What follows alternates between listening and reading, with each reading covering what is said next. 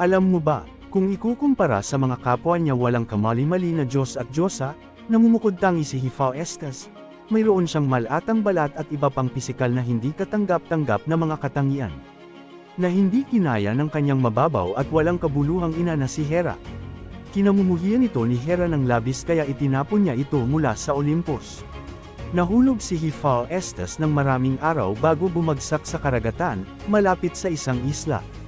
Isang pares ng mga diyosa ng dagat ang nagligtas sa kanya at dinala siya pabalik sa kanilang kuweba sa ilalim ng dagat. Sa kanilang mapagmahal na pangangalaga, lumaki si Hephaestus na isang mabait, matulungin, madaling utusan, at masipag na Diyos.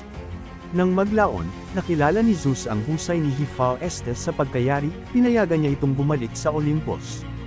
Bilang Diyos ng apoy, ginuhol ni Hephaestus ang kanyang oras sa kanyang paggawaan ng paggawa ng mga kalakal mula sa metal, stone, silver, at bronze. Walang bagay na hindi magawa ni Hephaestus. Gumawa pa siya ng sariling mga kamay mula sa ginto para makatulong sa pagpapagaan ng kanyang gawain.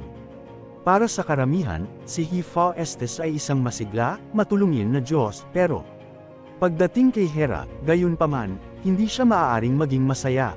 Nais ni Hephaestus na maghiganti para sa kanyang pagtanggi sa kanya sa kapanganakan. Kaya't itinaas niya ang isang gintong trono, inialay ito kay Hera bilang regalo. Ito ay hindi ordinaryong trono, bagaman ikinandado ng invisible chain si Hera sa upuan, kaya nang sinubukan niyang bumangon, hindi siya makagalaw. Kung hanggang kay Hephaestus, si Hera ay mananatili sa tronong iyon magpakailanman. Ngunit gusto siya ng ibang mga Diyos at hinikayat si Hephaestus na palayain siya.